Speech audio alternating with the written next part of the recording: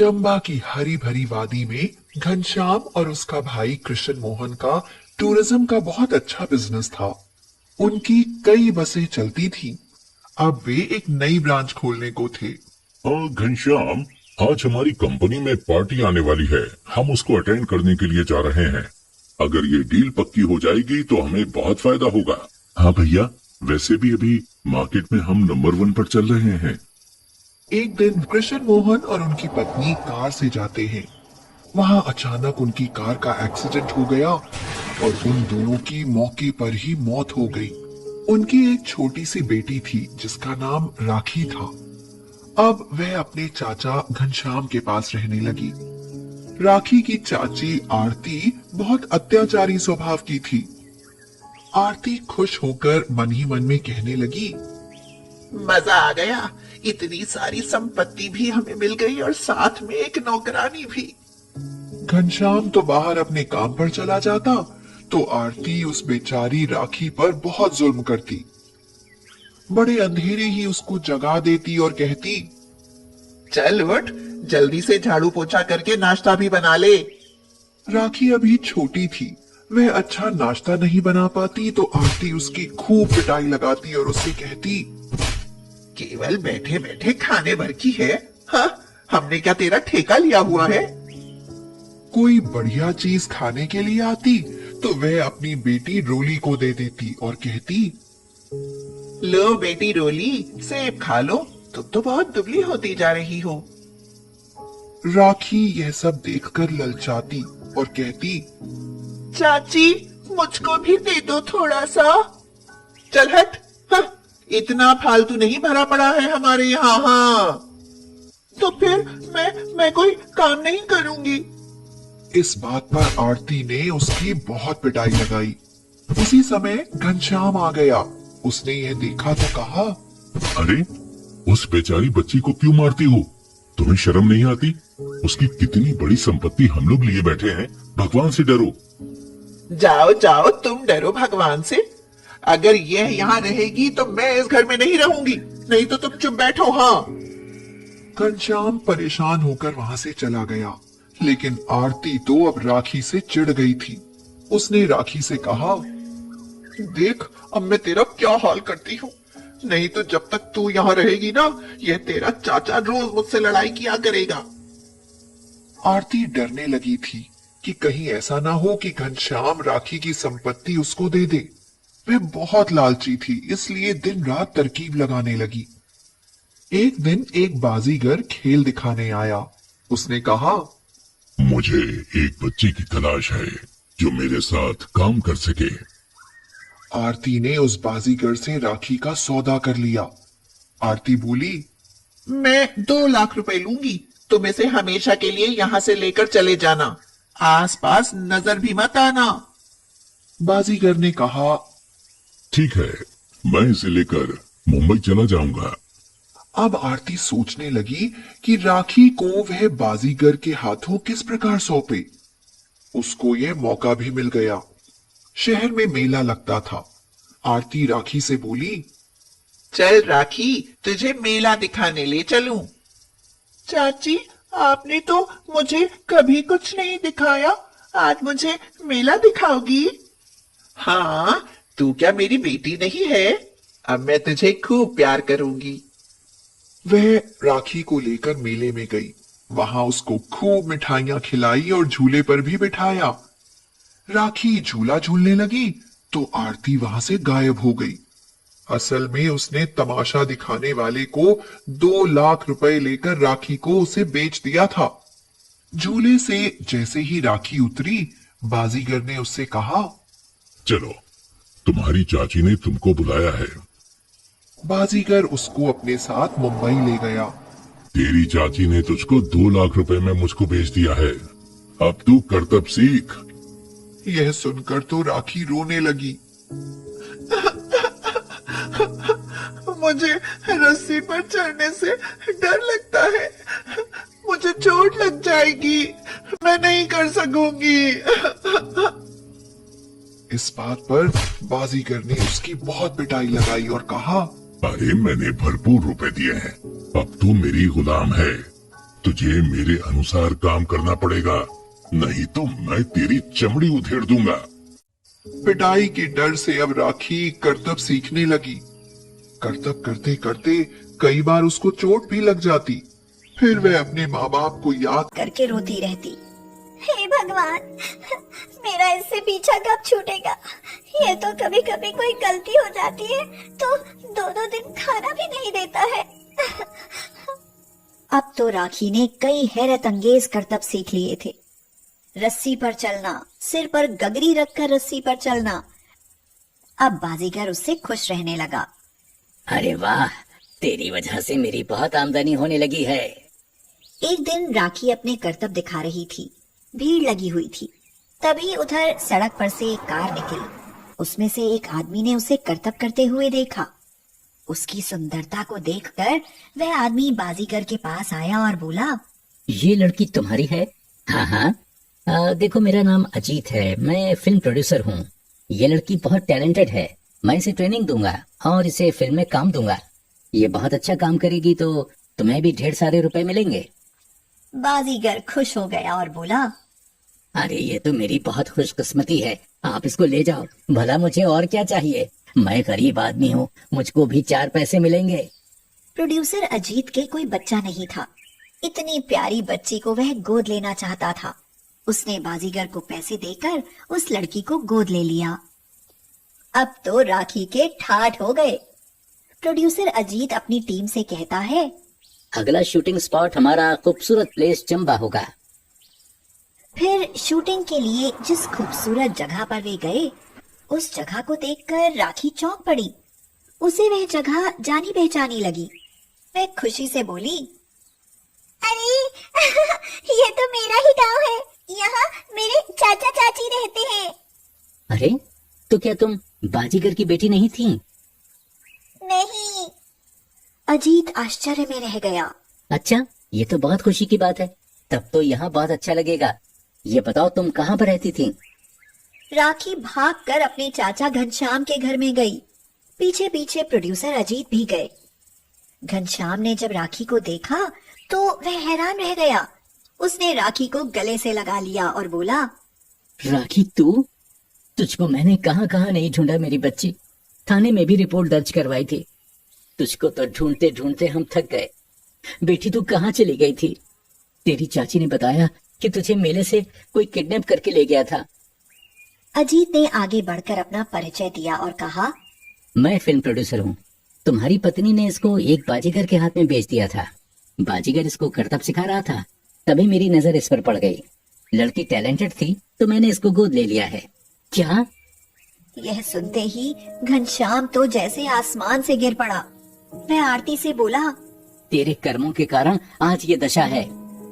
इस बीच में घनश्याम को बहुत घाटा हो गया था। अब वे लोग बहुत गरीब हो चुके थे। आरती अब अपने कर्मों पर पछतावा कर रही थी। उसने देख लिया था कि एक अनाथ लड़की आज लाखों की दौलत से खेल रही है और वह खुद गरीब हो चुकी है। माँ, आज बहुत सारे गुब्बारे बेचे हैं। इनमें तो दवाई आ जाएगी ना? तुझसे कितनी बार कहा है कि तू बाहर मत जाया कर, पर क्यों नहीं मानती? अंतरा ने गुस्सा दिखाते हुए कहा। लेकिन माँ, तुम्हारी दवाई भी तो जरूरी है। दवाई नहीं खाओगी तो कैसे सही होगी? लेकिन मेरी बच्ची, ये जमाना बड़ा खराब है। तू लड़की है। जानती हूँ माँ, तुम अच्छी हो जाओ, फिर मैं कहीं नहीं जाऊंगी। आज बाबा हमारे साथ होते तो गोलू और मैं एक अच्छी जिंदगी जी रहे होते। मुझे और गोलू को यूं रोड पर गुब्बारे बेचने की जरूरत नहीं पड़ती। कहते कहते सलोनी की आंखों में आंसू आ गए। अंतरा जानती थी कि वह अब कुछ ही दिनों की मेहमान है, क्योंकि वह ब्लड कैंसर से जूझ रही थी। गुब्बारे बेचकर सिर्फ घर का खर्चा चल सकता है, बीमारी का खर्चा नहीं। वह लेटी हुई यही सोच रही थी और उसकी आंखों से आंसू गिर रहे थे। सलोनी 13 साल की है और गोलू 9 साल का। 7 साल से उनके पिता का कुछ अता पता नहीं है। अंतरा सोच रही थी, अगर मुझे कुछ हो गया तो मेरे बच्चों का क्या होगा? हाय। ये सोचकर अंतरा को घबराहट होने लगी। अचानक से उसकी तबीयत बहुत बिगड़ गई। सलोनी जोर जोर से रोने लगी। दोनों बच्चे उसके हाथ पैर मसलने लगे। सलोनी बोली, क्या हुआ माँ? तुम ऐसे क्यों कह रही हो? तुम ठीक तो हो ना? गोलू, तू माँ को देख, मैं जरा निहाल चाचा को बुलाती हूँ। अंतरा ने कहा, नहीं सलोनी, तू कहीं मत जा, दोनों बच्चे मेरे पास बैठो। ये कहते हुए अंतरा को तेज खांसी उठी और मुंह से खून आने लगा।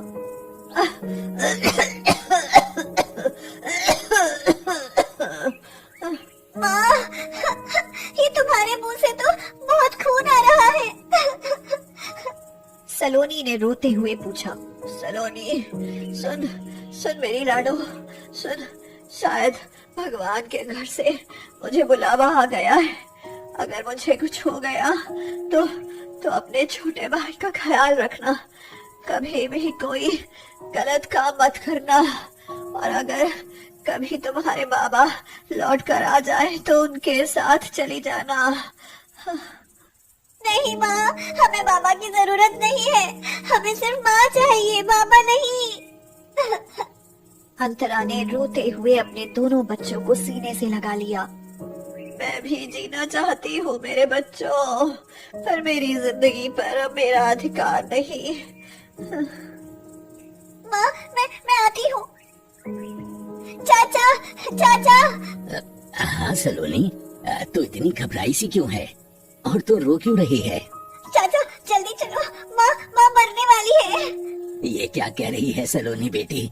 हाँ चाचा, माँ ने बताया कि उनका समय आ गया है। तू चल, मैं भी आया। जब से सलोनी के पिता लापता हुए थे, तब से निहाल और उसका परिवार हर तरह से अंतरा और उसके बच्चों की मदद करता था। निहाल दौड़ा हुआ आया और बोला, अरे ये क्या, इसके मुंह से तो इतना खून बह रहा है। अरे कोई है, जल्दी से इसको अस्पताल ले जाने में मेरी मदद करो। 3 दिन बीत गए। अंतरा अस्पताल में है।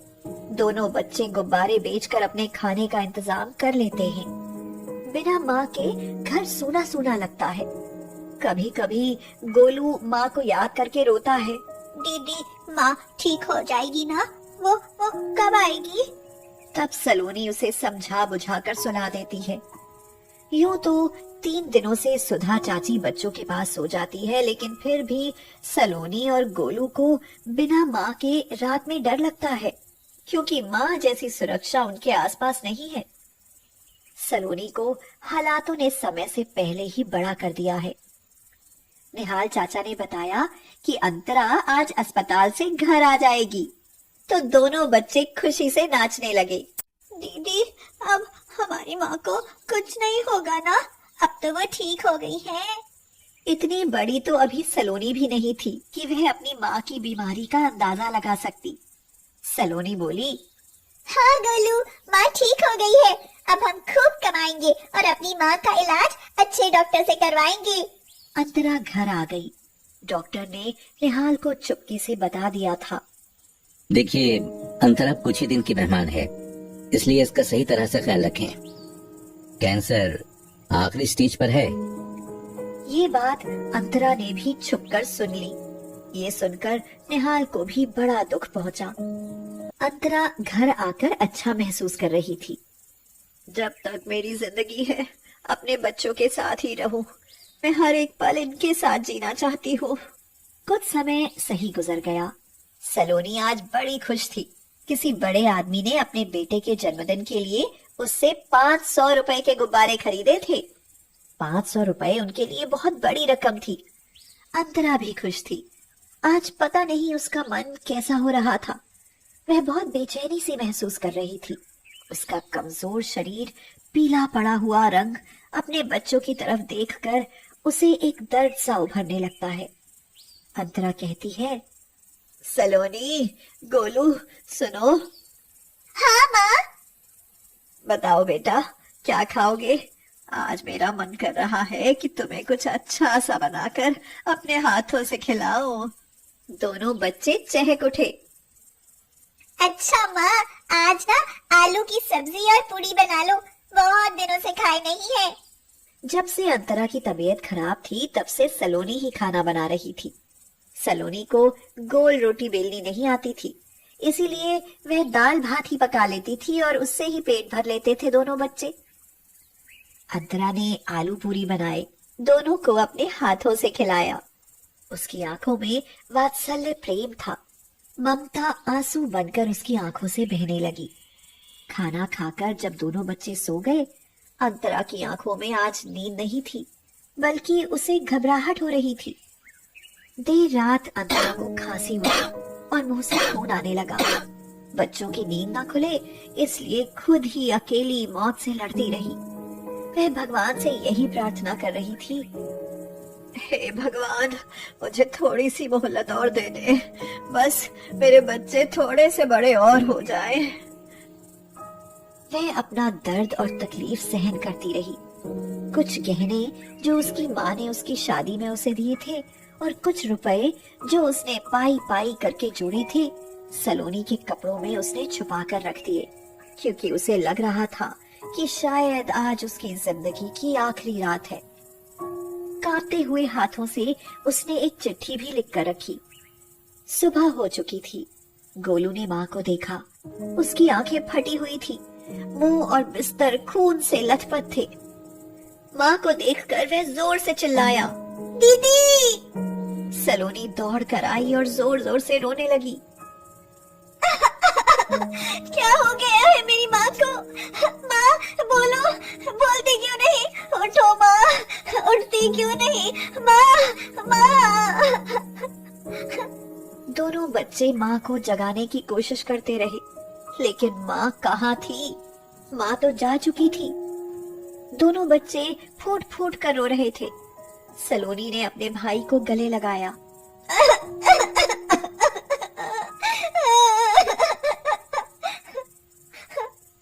गोलू, चुप हो जा, अब माँ कभी वापस नहीं आएगी। कुछ दिन बीत गए। बच्चे अब संभल चुके थे और फिर वही दिनचर्या। इसी तरह एक महीना गुजर गया। माँ की याद आई तो सलोनी ने अपनी माँ के कपड़ों को देखा। वह माँ की साड़ी को देखकर रोने लगी। फिर उसकी नजर वहां रखी एक पोटली पर गई। उसने उसे खोला तो उसमें कुछ गहने और एक चिट्ठी मिली। यह वही चिट्ठी थी जो उसकी माँ ने उस रात तड़पते हुए लिखी थी। उसमें लिखा था, सलोनी, तू बड़ी है, गोलू अभी छोटा है। शायद तू मेरी बात को अच्छे से समझ लेगी। शायद अब मैं ना बचूं, पर मेरी आत्मा हमेशा तुम्हारे लिए तड़पती रहेगी। मैंने कुछ गहने और पैसे रखे हैं, तुम दोनों के काम आएंगे। जब तक मैं जिंदा हूँ तुम्हें कोई तकलीफ नहीं होने दूंगी, लेकिन मेरे बाद तुम दोनों अनाथ हो जाओगे। दुनिया तुम्हें न जाने किस किस नजर से देखेगी बेटा। अपना ख्याल रखना। इस चिट्ठी के पीछे तुम्हारे बाबा के घर का पता लिखा है।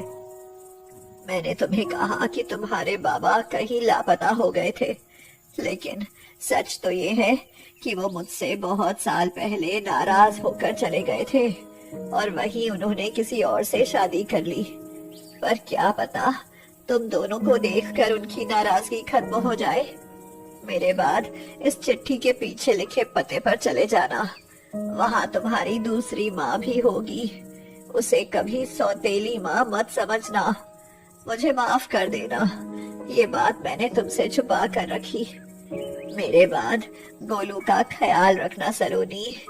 चिट्ठी पढ़कर सलोनी को बाबा के लिए बहुत बुरा लगा और उसने सोचा, बाबा, आपने क्यों ऐसा किया? नहीं करना चाहिए था ऐसा आपको। उसकी आंखों से आंसू बह रहे थे, मगर बाबा से मिलने की उम्मीद भी थी उसे। गोलू को साथ लेकर वह उस लिखे हुए पते की तरफ निकल गई। कुछ घंटों बाद वह अपने बाबा के घर के सामने थी। एक व्यक्ति जो घर से बाहर निकला, वह ही उसका बाबा था। अपने बाबा को देखकर वह उनसे लिपट गई। बाबा ने उसे पहचान लिया। सलोनी, मेरी बच्ची है तू यहाँ कैसे? सलोनी बोली, बाबा, माँ मर चुकी है। क्या कह रही है तू? हाँ बाबा, मरने से पहले माँ ने ये चिट्ठी लिखी थी जो मुझे अब मिली है। उसके बाबा ने चिट्ठी पढ़ी और दोनों बच्चों को गले से लगा लिया। मुझे माफ कर दे, मैंने तुम लोगों का बहुत दिल दुखाया है। अब हम एक साथ रहेंगे। अंदर चलो। हाँ, अंदर चलो। और फिर उनकी जिंदगी की एक नई शुरुआत होती है। संदीप एक गरीब परिवार से था। वह अपनी भेड़ बकरियों को चराता हुआ जंगल की तरफ जा रहा था।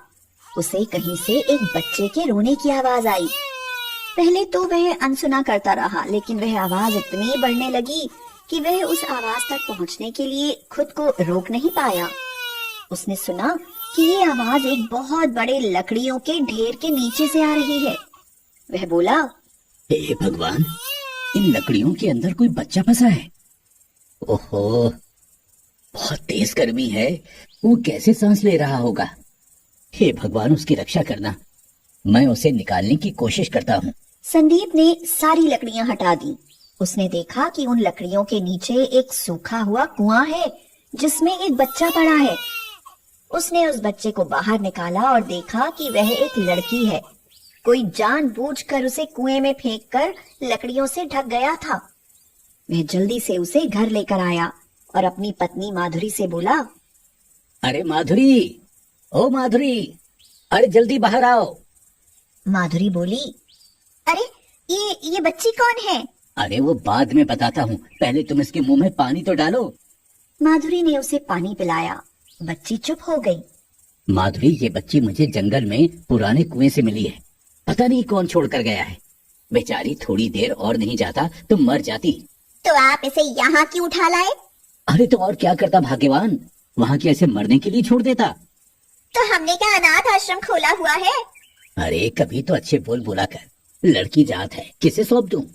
घर में 4 खाते हैं, एक और सही, बहुत ही प्यारी बच्ची है ये। काजल बेटा, सोनम के छोटे कपड़े रखे होंगे, ला दे, बदल देती हूँ। बच्ची बहुत सुंदर थी, इसलिए उसका नाम रूपम रखा गया। संदीप सुबह अपनी भेड़ बकरियों को चराने निकल जाता। शाम को जब वह लौटता तो उनका दूध निकालकर डेयरी पर दे आता। यही उसकी कमाई थी। समय बीतता गया। संदीप तो चला जाता, लेकिन माधुरी पूरे दिन रूपम से काम करवाती थी। वह बहुत ही चालाक औरत थी। माधुरी बोली, सुन रूपम, आज मेरी तबीयत सही नहीं है। ये अनाज रखा है, इसे चक्की पर पीस ले। लेकिन माँ, मुझे पीसना नहीं आता। खाना तो आता है, एक बार मैं बता देती हूँ, फिर तू आसानी से पीस लेगी। हाँ। रूपम पूरे दिन अनाज पीसती रही, लेकिन संदीप के आने से पहले माधुरी ने उसे चक्की से हटा दिया। रूपम काजल और सोनम के पुराने कपड़े पहनकर दोनों बहनों की जूठन खाकर बड़ी होती रही। वह उनके साथ स्कूल भी जाती थी, मगर माधुरी उसे पढ़ने का समय ही नहीं देती थी कि कहीं वह उसकी बेटियों से ज्यादा न पढ़ जाए। एक दिन संदीप को बुखार चढ़ाया। उसने माधुरी से कहा, माधुरी, आज तुम भेड़ बकरियों को चरा लाओ, मुझ में उठने की हिम्मत नहीं हो रही है। तो माधुरी बोली, मेरे वश की बात नहीं है पूरे दिन जंगल में भटकना। ना ना, मुझसे नहीं हो पाएगा। हाँ। इस पर रूपम बोली, पिताजी, मैं चली जाऊंगी इन्हें चराने। ये बेचारी पूरे दिन भूखी रहेंगी, और भूखी रही तो दूध कैसे देंगी? तू जाएगी? नहीं रूपम, तू स्कूल जा। अरे वैसे भी तेरी 12वीं की पढ़ाई है। काजल चली जाएगी, वैसे भी वो पढ़ाई छोड़कर घर में ही तो बैठी है। काजल ने कहा, आपने ऐसा सोच कैसे लिया पिताजी? पढ़ाई छोड़ देने का मतलब ये नहीं है कि मैं भेड़ बकरियां चराने जाऊंगी। रूपम को ही भेज दो। हाँ, आप चिंता न करें पिताजी, मैं जाती हूँ। रूपम जानवरों को लेकर जंगल की तरफ चली गई। वह पेड़ की छांव में एक बड़े से पत्थर पर बैठकर मन ही मन कहने लगी, हे प्रभु, माना कि मैं अनाथ हूँ, लेकिन मेरे नसीब में क्या तुमने जरा भी सुख नहीं लिखा? जब भी माँ को काजल और सोनम दीदी को प्यार करते देखती हूँ तो मेरी भी इच्छा होती है कि मेरी भी माँ होती। मैं हमेशा उन दोनों की उतरन पहनती हूँ, उनकी जूठन खाती हूँ। क्या मेरा नसीब कभी नहीं बदलेगा? तभी उसे एक स्त्री दिखाई दी जो देवी के समान दिख रही थी।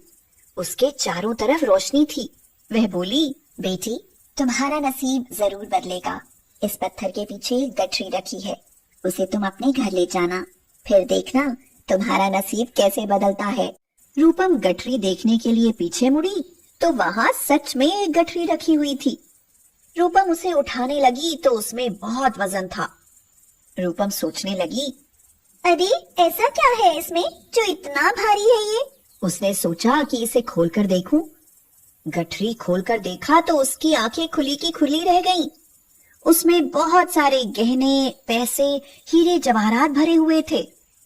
उसने चारों तरफ देखा मगर दूर तक उसे कोई नहीं दिखाई दिया। वह स्त्री भी अब यहाँ नहीं थी। उसे पास में सिर्फ उसकी भेड़ बकरियां दिखाई दी। वह गठरी और अपने जानवरों को लेकर जल्दी ही घर वापस आ गई। रूपम अपनी माँ और पिताजी को आवाज लगाते हुए बोली, पिताजी, माँ, जल्दी बाहर आओ, देखो जरा मुझे क्या मिला है। आवाज सुनकर सब बाहर आ गए। गठरी का सामान देखते ही वो लोग चौंक गए। बेटी, ये किसकी है और तुझे कहाँ मिली? पिताजी, मैं अकेली बैठी हुई अपने नसीब को दोष दे रही थी, तभी मुझे एक स्त्री दिखाई दी। वह मुझे ये देखकर अंतर्ध्यान हो गई। उन्होंने कहा कि इसे घर ले जाओ, फिर देखना तुम्हारा नसीब कैसे बदलता है। अरे बेटी, तू तो बहुत भाग्यशाली है जो तुझे किसी देवी ने इतनी बड़ी धरोहर दी। ये लाखों की नहीं, करोड़ों की संपत्ति है। पिताजी, अब हमें इसका क्या करना चाहिए? बेटी, ये तो तेरी अमानत है, जैसे तू चाहे वैसा कर। माधुरी अंदर से जल भुन रही थी। वह बोली, करना क्या है? तुम तीनों बहनों की शादी में काम आ जाएगा और गहने तुम तीनों के काम आ जाएंगे। नहीं माँ, ये खजाना मैं शादियों में नहीं बल्कि किसी नेक काम में लगाऊंगी। माधुरी सोचने लगी, कहीं ऐसा ना हो ये बाप बेटी सब कुछ दान कर दें। क्यों ना रात में ये खजाना मैं कहीं ऐसी जगह छुपा दूं जो किसी को मिले ही ना। बाद में मेरी बेटियों के काम आ जाएगा, फिर बोल दूंगी कि चोरी हो गया है। रात में जब सब सो गए, माधुरी उठी और जमीन में गड्ढा खोदकर खजाने की गठरी वहां दबा दी। ऊपर से वहां संदूक रख दिया। लेकिन जब वह वहां से चली तो माधुरी गिर पड़ी। उसे कुछ नहीं दिखाई दे रहा था। वह जोर से चिल्लाई, काजल के पापा! माधुरी की आवाज सुनकर सभी दौड़े दौड़े आए। संदीप ने बोला, क्या हुआ? माधुरी गिर कैसे गई? इस पर माधुरी घबरा कर बोली, मुझे कुछ दिखाई नहीं दे रहा है। लगता है मेरी आंखों की रोशनी चली गई। लेकिन अचानक ऐसे कैसे हो सकता है? और तुम इस कमरे में क्या कर रही थी? माधुरी सोचने लगी, मैंने रूपम के गहने और जवाहरात की गठरी चुराई है। ये उसी का नतीजा है।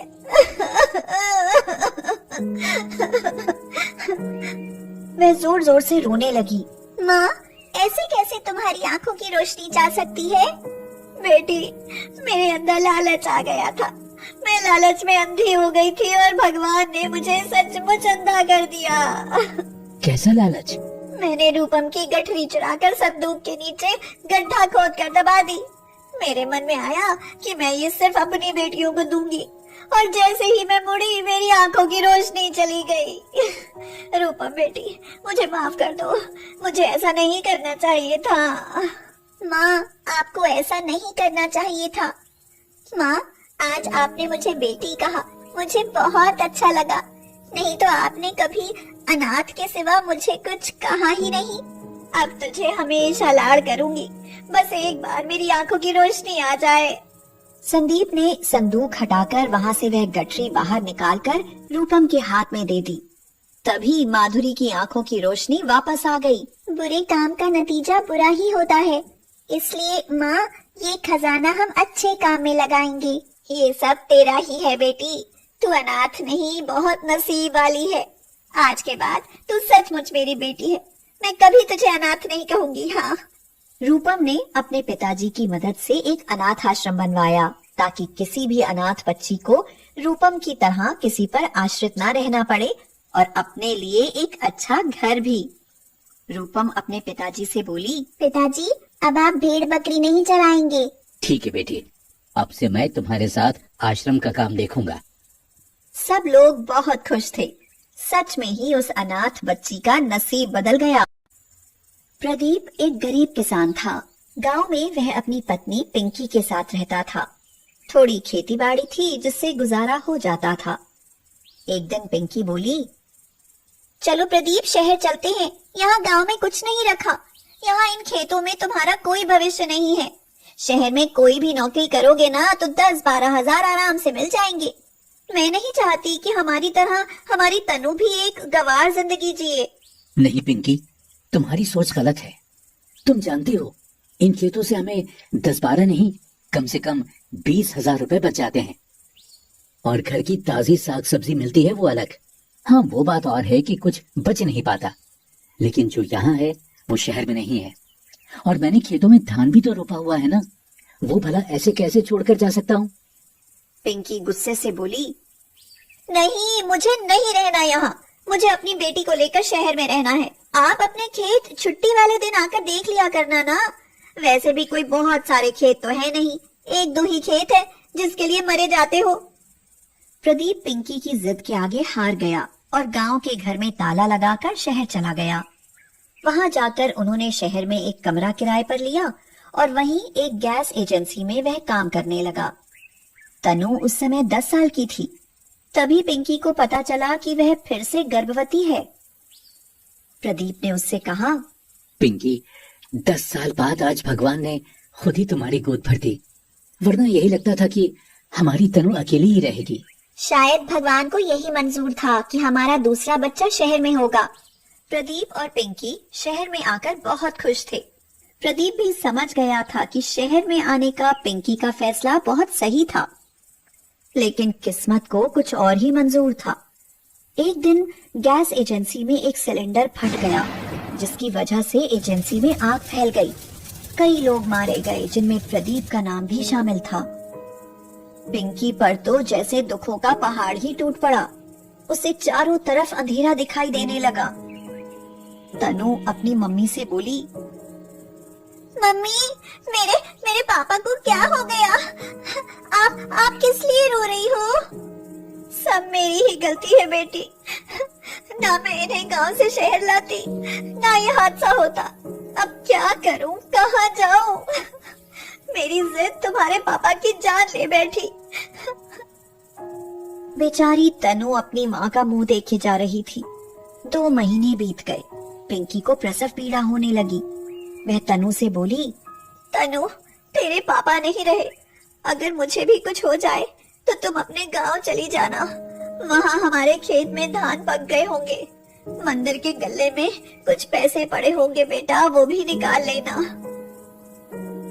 माँ, आप ये क्या कहे जा रही हो? आपको कुछ नहीं होगा। अगर आपको कुछ हो गया तो मेरा क्या होगा? पता नहीं बेटी, बहुत बुरे बुरे ख्याल आ रहे हैं। पिंकी ने एक बेटी को जन्म दिया, लेकिन बच्ची को जन्म देते समय उसकी मौत हो गई। लेकिन उसकी बच्ची बहुत ही स्वस्थ और सुंदर थी। तनु रोती रही, बिलखती रही।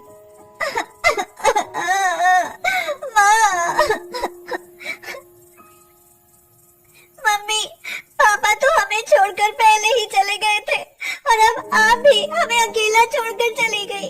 हम अनाथ हो गए मम्मी। मेरी ये नन्ही सी बहन अभी तो ये दुनिया में आई है। कहाँ से लाऊंगी मैं इसके लिए मम्मी? मैं कैसे पालूंगी इसे?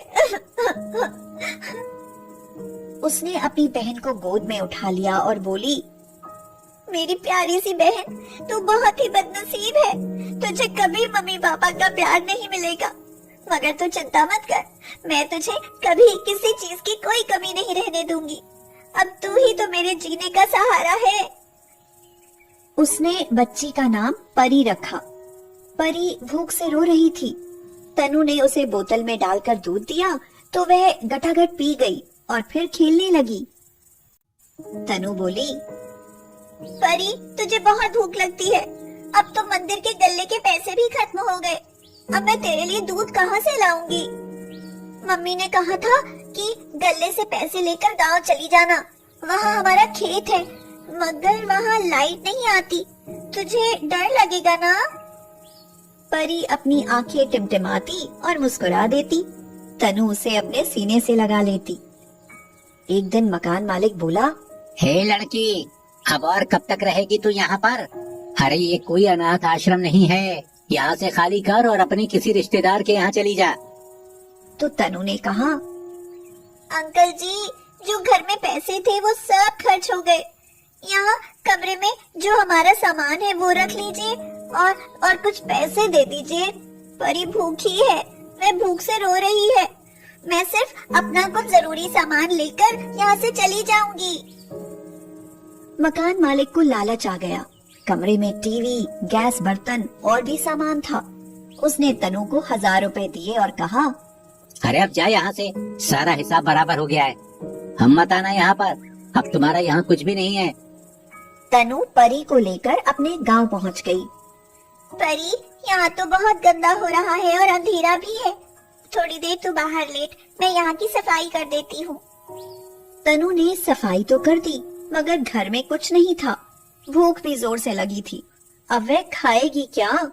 जो पैसे मकान मालिक ने दिए थे उनमें कुछ किराए में खर्च हो गए और बाकी परी के दूध के लिए भी तो चाहिए। ये सोचकर वह सिर्फ पानी पीकर लेट गई। वह सोचने लगी, अब ऐसा क्या करूं जो पेट भर के खाना खा सकूं और परी को भी पढ़ा लिखा सकूं। हे भगवान, इस अनाथ को इतनी हिम्मत देना कि वह अपनी और अपनी बहन की परवरिश कर सके। तभी उसे याद आया कि मरने से पहले मम्मी ने बताया था कि गांव में उनकी खेत में धान की फसल हो रही है। तनु ने सोचा, शायद अब हमारी फसल पक चुकी होगी। परी, सुबह हम अपने खेत पर जाकर देखेंगे कि फसल पकी है या नहीं। फसल कटेगी ना तो उसके बाद हमारे पास पैसा आ जाएगा।